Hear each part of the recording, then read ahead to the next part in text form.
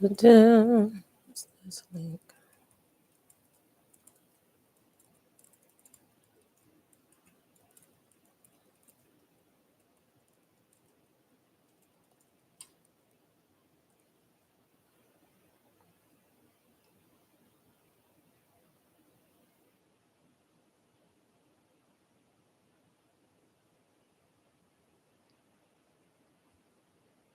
Hey, Mac. Oh my goodness. I'm such a rookie. Hello for anyone else joining. I'm such a rookie because I ended the stream by mistake. Is my audio okay? Can you hear me well?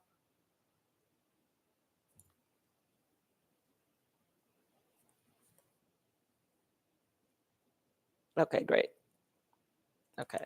Thank you very much. I'm going to give people a few more minutes because it'll probably take them a minute to figure out that the link switched because I ended the stream by mistake. So, thank you so much for showing up. I am going to look at the camera, but I'm trying to make sure that people are actually able to get on. Let me go to the other YouTube page real quick. Okay, great. Thank you so much. I'm going to scoot over here to the YouTube page. Looks like someone else found it. Thank you very much. I ended the other stream by mistake. So let's see what that looks like for people to see. Okay. It doesn't even look like it went. All right, perfect.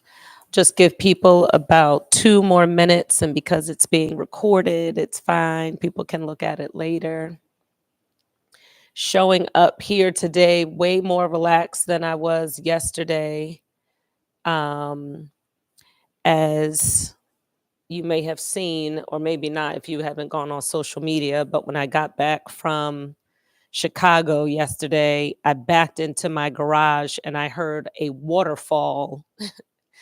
And yes, the pipe, exactly. And the basement, it was flooded, but not like, feet. It was just like 2 inches, but still, now I have to rip it out and do all the things. So we shall see.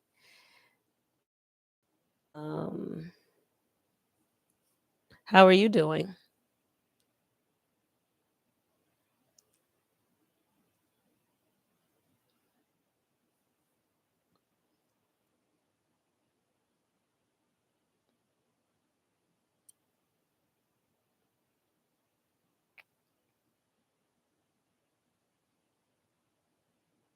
Hey, Nick Nick. Thank you for joining. I'm just waiting a few minutes because in a rookie move, I accidentally ended the original stream and had to start a new one. So it might take people a few minutes to get over to this one. But either way, I'm going to start by 7:10.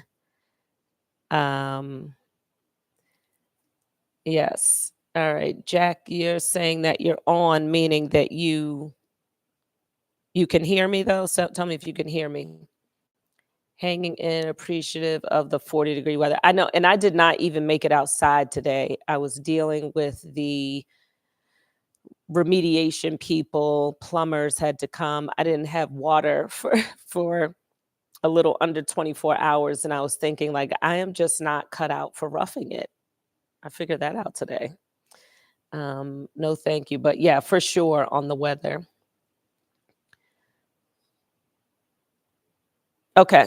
I'm not sure, Jack. Maybe you have to sign in. It should be public, but all right. Well, it's only 7:07. What else is going on? Nikki, how are you? How was your day at work?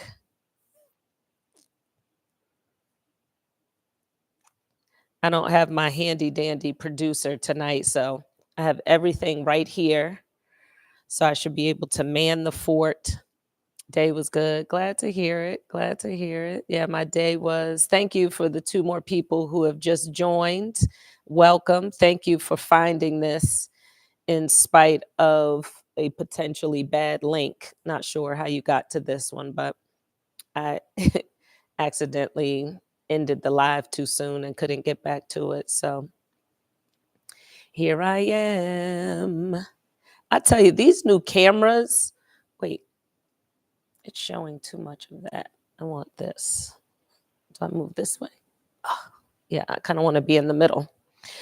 I hope you all have a glass of something. That's the other thing that I need to start promoting is, since this whole thing with the Good Old Girls Network is about fulfilling your cup.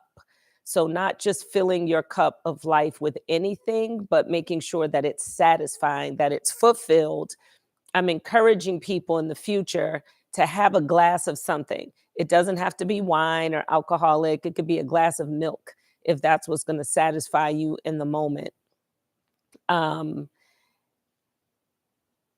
when I think about gathering with girlfriends and talking about connection, it absolutely reminds me of having a glass of wine. So I am having a glass of non-alcoholic wine. Actually, it's de-alcoholized wine. So it had alcohol in it, but then they took the alcohol out because I wanted to make sure that I was very present for this call. So it's a Cabernet without alcohol. But I am going to get started. Again, this is being recorded. So I'm going to speak to the camera. And then from time to time, I will look over here. My notes are here to make sure that I don't miss anything. But my hope is to be connected to you for the majority of the time. So thank you so much. I'm so happy to be live with you this evening. You'll see we have a bit of a change of scenery due to the flooding downstairs. We are up here in the living room live, which I think also, because this is a place where I like to connect and hang out with my girls. So whether you just need a moment to yourself or you're locking in for a journey to fulfillment, I'm excited that you're here. And so just settle in, and I want to have a conversation about why building connections is so critical to your fulfillment. Now, here's the thing. Before we talk about connection, let's talk about what fulfillment actually means. And at the core of it, fulfillment is about aligning your life, your actions, your behaviors, your connections with your core values and your standards and who you are. It's a deep sense of contentment, but not because everything is perfect, but because it's meaningful. So you can think about the most grandiose experiences that you've had from time to time. And when people ask you about them, like you want to say, oh my God, it was amazing. But really, somewhere in your belly, you're like, it was okay. And potentially it was because it wasn't as fulfilling as the moment was big. Whereas you can just have like a modest hangout with somebody at a joint around the corner, and it is the most fulfilling because of how connected it is. And so I want to be clear that sometimes when we're trying to make things too perfect or we're trying to connect with the right people, it can often feel empty. And it's not as fulfilling as it would be if we had more authentic connections. So we're going to talk about connections in general. And tomorrow, we're going to follow it up with authenticity and why authenticity is so important. Being connected is wired into humans. It is what we want to do. Some of us have had a better time of it than others, but that just has to do with the self work. People say, oh, I just don't like people. Potentially, you're either around the wrong people, being connected to the wrong people, or potentially you haven't done the self work that allows you to have that authentic connection. And the research is there. It says that strong social connections aren't just good for us because they're fun, but they're actually good for our mental health. When we have those true connections, it actually releases oxytocin, which is the love hormone, right? It makes us feel connected. I can imagine, and actually, with some of you that are on the line right now, when I spend time with you, it's so fulfilling, right? It is just what I needed, whether we're laughing or having a serious conversation or reminiscing, it pours into, it fulfills my connection cup. Now, a lot of times, life can get busy, right? And we don't often make those connections. And sometimes it's hard, right? That's the real of it. Even if we know that connections are good for us, life gets in the way, work gets in the way. Sometimes the couch gets in the way and a good Netflix movie. Sometimes the cold outside gets in the way. But good thing for the electronic and the digital ways of keeping in touch, being intentional about those is what we have to do. Have you ever run into somebody and you haven't seen them in years or months or who knows? And after you have a conversation with them, you say, you know what? We have to get together. Why don't we do this more often? Because there was something that poured in, there was an exchange that happened, there was a fulfilling of a cup that you have that filled in, that fulfilled you, that we need to be intentional about. And that's what this whole community is about, intentionality. It is very easy to be led by the nose into our lives, right? I got to go to work. I have to go pick up the kids. I have to get home and clean. I said I was going to, whatever those things are, sometimes get in the way of how we mean to live our lives. And so we want to make sure that as we're being asked to be in different, to go in different directions, that we pause for a moment to look at our why. Why am I being, because when we say I'm being pulled in a lot of different directions, again, that is language that is disempowering. That suggests that we don't have the decision or the choice to pull back and say, well, wait a minute. I don't know if that's where I want to go, and that's okay. And that's the level of confidence that we're building so that when we tell people no, or we say, I would love to, but I can't, that the why that we talked about yesterday is at the forefront of the decisions that we're making, not the external expectation, not the emotion that we think the other person is going to have because we can't do it or we don't do it. Remember, as tough a pill as it is to swallow, without an explicitly stated contract, no one owes us anything. They don't owe us our time and their time. They don't owe us their love. We don't owe them our time, and we don't owe them our love. We don't owe them our yes. Just because we think that, they're going to feel badly if we don't say yes. Those are not authentic connections. Those are connections out of guilt.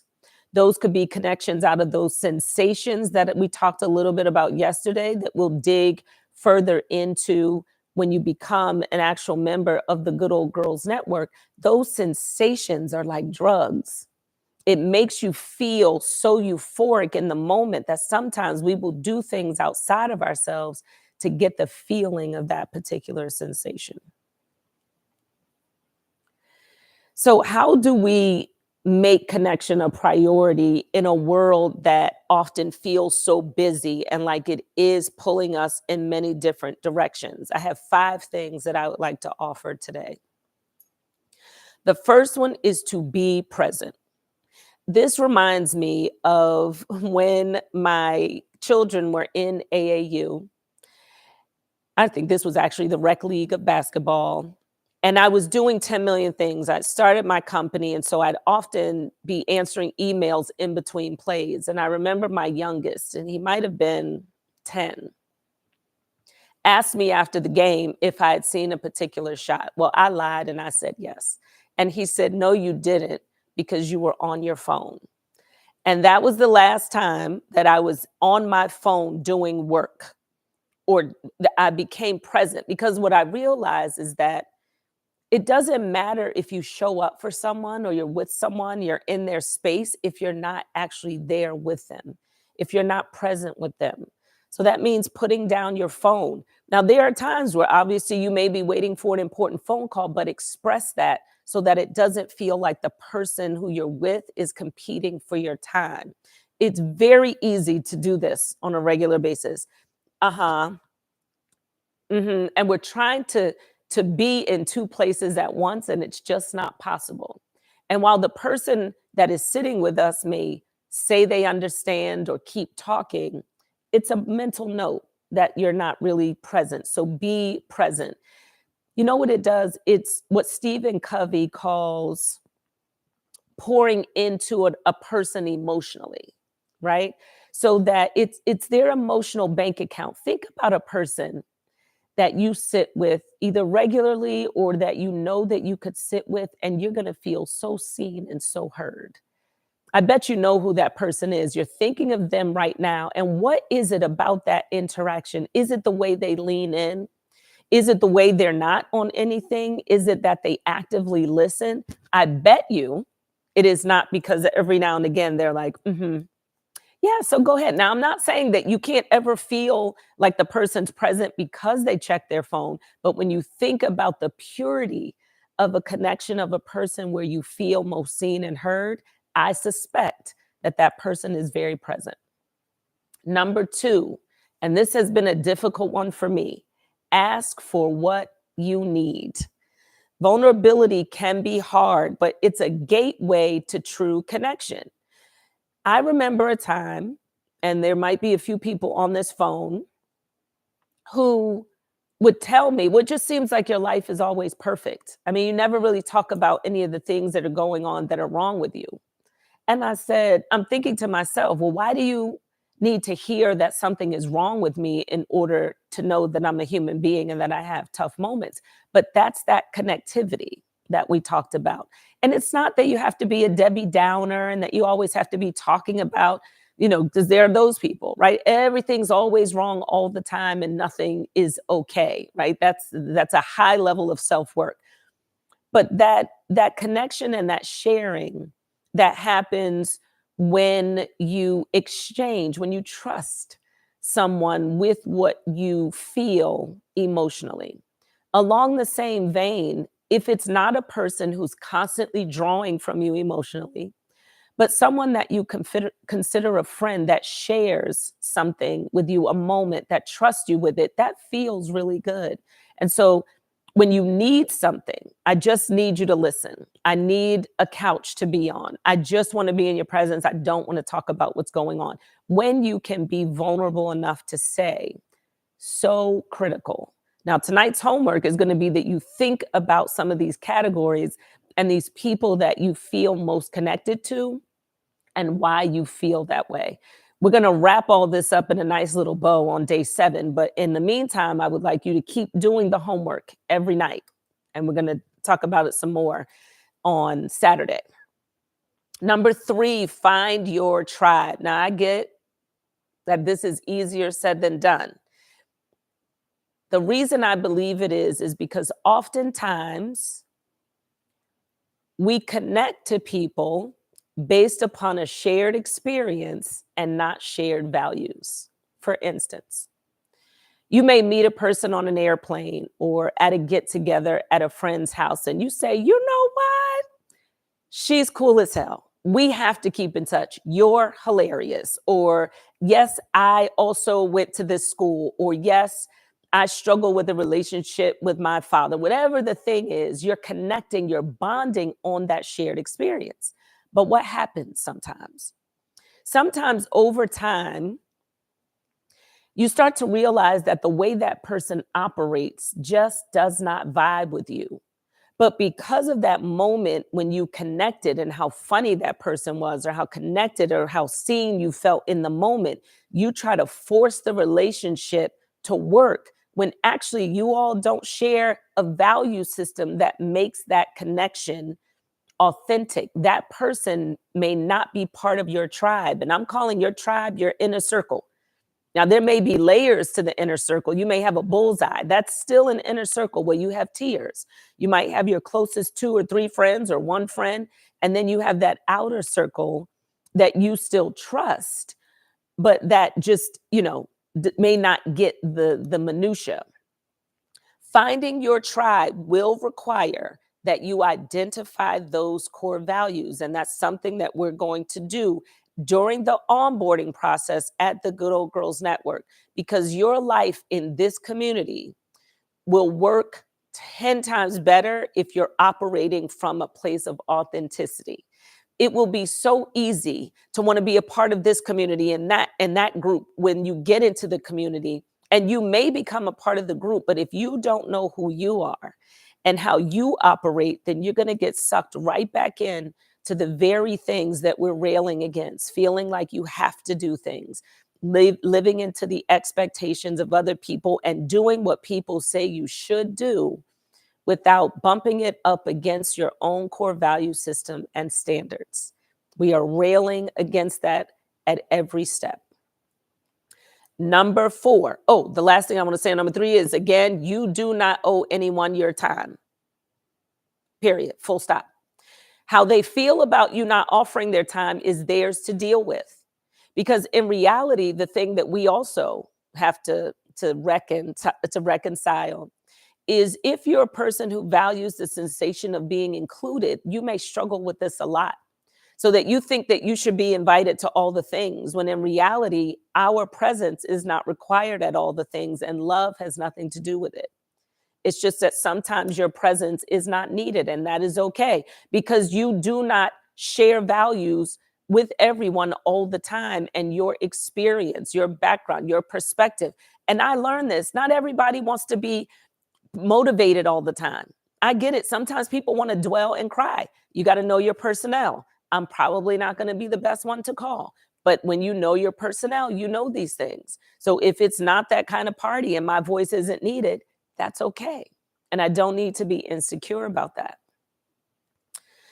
Number 4, create intentional moments. And this is probably the hardest one in the space that we're in now, with so many things flooding our minds, feeling like there's so much to do, or just having so much noise. And that is why moments like this, where you're pouring into yourself, are so critical. And sometimes those moments need to happen without anybody talking, without you reading anything, watching anything, or listening to anything. So create those intentional moments to connect with those authentic connections. Now, I also want to say that authentic connections don't always mean that you align everywhere all the time. Authenticity could mean, I know that this is what we're good at. So we do this, which means that you don't feel a way and I don't feel a way when we're not doing this, right? Because that's not our lane. That's not the lane that we function in as friends, as connections, and that's okay. Number 5 is to prioritize you. Now, really, that's at the crux of all of this, is learning what makes you tick, how to identify when a situation, a connection, a job, a person, an activity, an environment is not aligned with who you are, and you being okay with opting out of it, so that you're having more and more moments of true connectivity that come from inside, because you have your why at the forefront. So that connection to self has to happen. Now, for those of you who like the sensation of being helpful, and there's another word that I'm missing, but you like the sensation of being a help to people, that gets tricky for you. There's prioritizing you, because there's something about not pouring into other people and pouring into yourself that makes you feel selfish, but it is called self-preservation. And what I bet you probably know or have felt, because I can imagine that everybody on this call is at least 35 or 40 plus, you have felt the feeling of giving so much to other people that you forgot about you, and now you're tapped out. But while I tell you, don't have expectations and you don't owe anyone anything, you know that people have expectations that you're going to always pour in at the level you've always done. You don't owe that to people, but it may take you some time to understand that and to start doing something differently, to recognize that the world's not going to fall apart, that the person should love you the same and may or may not, but then that also gives you insight into why they had you around. Because if your relationship or your connection is functional, and not based on core values, that's a whole other thing for you to reconcile with. Now, it doesn't mean that it's not okay. It's okay to have transactional and functional relationships, but you have to know that that's what it is and be okay with that. Are there any questions? I see some comments. I'm going to take a moment and look. I enjoy when a person is present, looking me in the eye. And my youngest son is that way. If you look away from him to check your phone, to look at something on TV, to check something on your computer, he's going to stop talking. And you can say, "No, finish your story. I'm listening." And he's like, I need you right here. And you know what? That is right. Even if a person says, "Go ahead, I'm listening," and there says, it just doesn't feel good ever, even if you keep talking. So, connection, ladies, is what makes life rich. You know, it lets us know that we're not alone. And it is exactly why the Good Old Girls Network exists. Now, I want to be clear that just because you are a good old girl does not mean that every connection will be a person that is in your tribe. That is not the point. We are not getting so homogeneous in this community that the expectation is that everyone will be this one big happy family and we're just going to be all that. That's impossible. The goal here again is to understand yourself so well and to have language with which you can connect with other women for a variety of reasons. Sometimes it will be professional. Sometimes it will be connectivity where this person is going to be into your tribe. Sometimes it is because you're in a circumstance. One of the things that I remember when I left corporate America, I was an older woman with two small children and a lot of financial responsibilities. So when I was becoming an entrepreneur, it was very difficult to find people in my shoes. So when I would go to entrepreneurial conferences, all these people are 23 and 24 and raising money and sleeping on people's couches and living in cars because they could. So it was very difficult to find somebody who could at least relate in some way. Whether our core values match, that would have been phase two. But phase one was really just to try to find somebody who understood the situation that I was in, because that actually does feel good. Not because misery loves company. So if you're looking for people to connect to because you just want to make sure that you're not the only one going through this, that's not the reason for the connection. Somebody had to be the first, and it might have to be you. But that's okay, because that means that it will then, your experience will then be for the edification of someone else, which will what? Create connection. And we need that. This is why we need to tell the stories. We need to talk about not just the triumphs, but the journey to getting to where it is that we want to be, and the hard parts of what looks like the amazing outcomes of the way we're living. It's very important that we share that. Feel free to drop comments about what it is that you're hearing. I'm looking at the comments. I have learned to ask, is this a good time to connect? Absolutely. Absolutely. Now, I can be a smart behind sometimes, because sometimes people will call me and I know they're being considerate, and I'll answer the phone and then they'll say, is this a good time? And then I will say, being a smart butt, I answered the phone, which means that I can talk. And they're like, okay, yeah, whatever. I don't always do that, but for sure, that level of consideration. So I agree with that. That might be also, Mecca, part of your core values, is to ask that question. What I would also like to offer is that when someone continues on in a path, right? So if they answer your call and you just start talking and they're letting you, you don't have to apologize. Oh, I'm so sorry. I just picked up the phone and started talking. You can pause, right? To say, I'm going to stop here. Did you have anything to say? But as women, too many times, I'm sorry. I apologize. I'm sorry. I'm sorry. It is also up to the person who's on the other end of the phone to stop you if it's not a good time for them. This is an exchange. This is a relationship. This is a connection. So both parties have to be able to say in the moment what it is that they need. Keep in mind, one of the good old girl beliefs is that people are responsible for their own emotions. So if you call me and you're crying your eyes out or you have a really tough situation and I tell you I have 5 minutes and then I have to go wash my hair. uh, I'm sorry, what? Now you might be taken aback and you might say, I can't believe that she said she has to wash her hair and not listen to my tough. It's a tough pill to swallow. It may feel mean, but I don't owe you that. Now, it feels really good when somebody does take the time. Now, I wouldn't do that probably.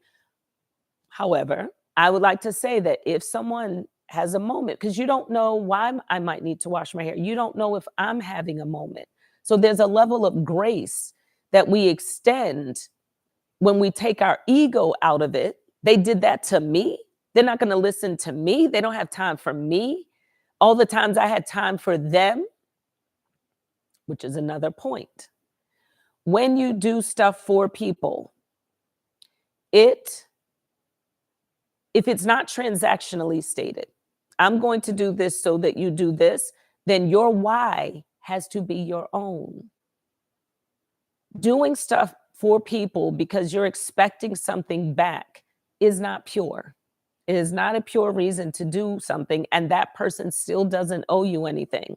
Like I said yesterday, if I brought you donuts for the last 5 years, and on 5 years and 1 day, I decided I'm never bringing you another donut, you may be disappointed. That's okay. But I don't owe you that.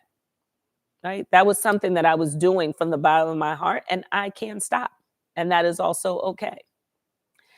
So, the challenge that I have for you today, I think I stated it in the video, if you saw today's video, is to reach out to someone, whether it's an old friend, a family member, or someone in this community, and spark a connection, rekindle a connection, make a connection. Tell them what they mean to you, or just let them know that you're thinking of them. I mean, I know for sure, especially during COVID, I was so surprised to hear from certain people. They just said, you crossed my mind, and I know you're doing the homeschooling with the kids. Just want to make sure that you're good. And that meant a lot for me, to me. So I'm going to look. Are there any questions before I close?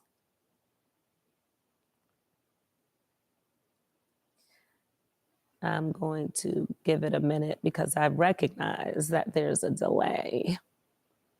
I'm going to talk a little bit more about the Good Old Girls Network, and then I'm going to close out. No questions, no questions. Oh, also, you know what I forgot to say?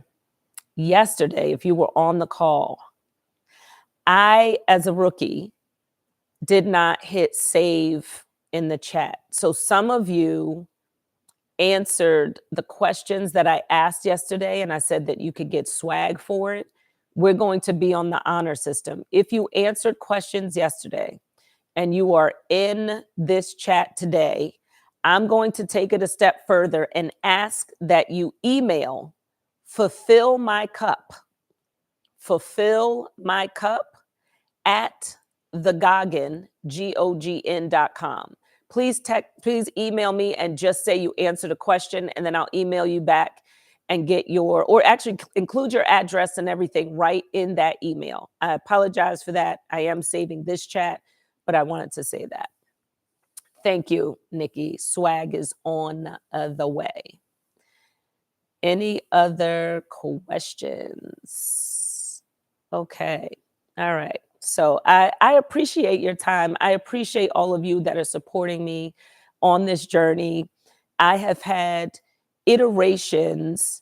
Thanks, Jay. I'm going to answer that question. I've had iterations of this journey that I felt like were leading me to this. So you're going to see shifted.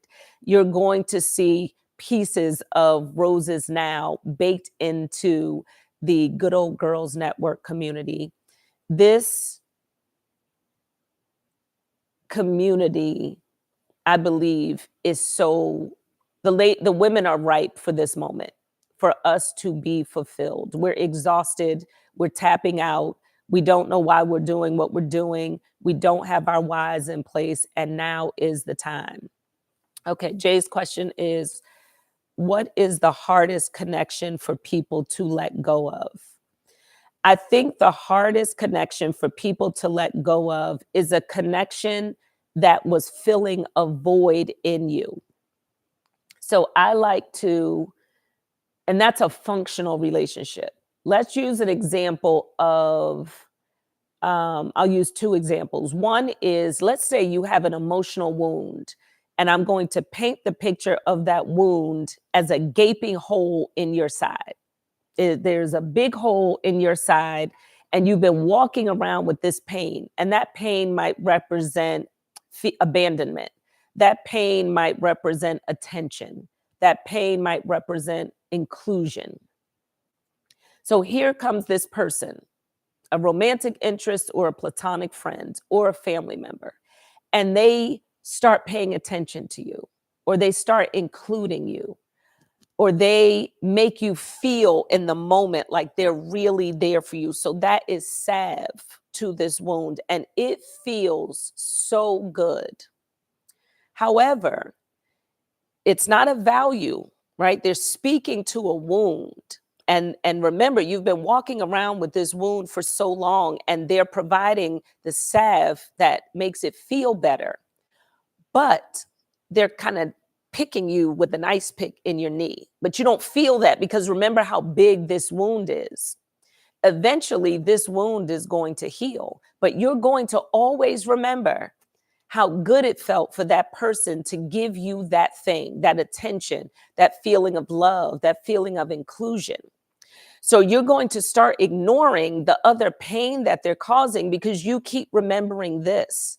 And our muscle memory around things that where people helped us to pivot in some way, we want to hold on to it. Sometimes we feel obligated. Sometimes we feel guilty when that connection is done. When we realize that the very thing that we were connected to them for is no longer, or does not mean that it aligns with our values and standards. So that's when the rose-colored glasses come off and we start to see the person differently. It doesn't mean they're wrong. It just potentially means that they are not for us. But those feelings of what used to be and how the bond started oftentimes keep us looking back when we should be looking forward.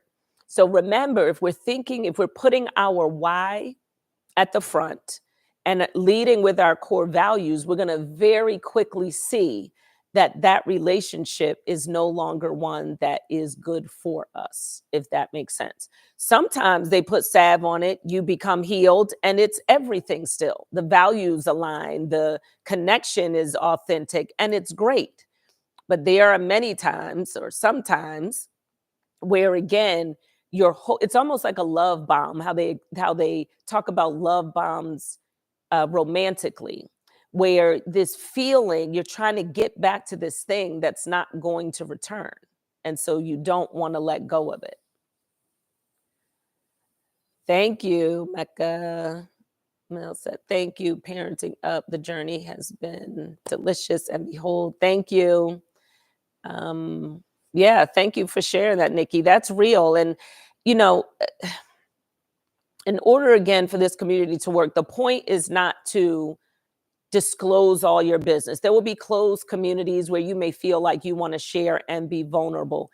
This work is so that we're not hiding from ourselves, so that we're not lying to ourselves. We don't owe people our truth, right? We don't owe people all the vulnerable things that are inside of us. We don't. But let's not lie to ourselves, so that as we're journeying about this world, we're doing it authentically. Authentically. So critical. I wanted to say that just to remind you that the Good Old Girls Network is launching on Monday, March 3rd during Women's History Month. Can't wait. Tell your friends.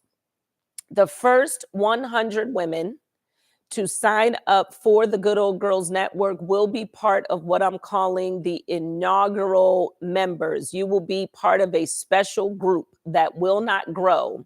You will have special access. You will get special tchotchkes, and you will be named as part of the inaugural group. So when that link is ready, I will send it out. I can't wait to be in community. And I really appreciate your time. Remember that the future is fulfilled and it starts right now. Thank you for being here. I'll see you tomorrow for Authenticity on day 3.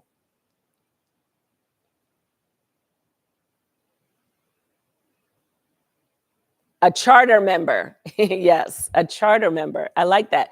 I have to think about, though, whether or not I want to name it, because I feel like charter member feels like there's a lot of charter members of different organizations, but that is exactly what I mean. Charter member, maybe inaugural member doesn't make sense, but we're going to get it together. My point is the first 100 of you will have special access and special gear that other people will not have. So anyway, love you all. Thank you so much for being here. Good night.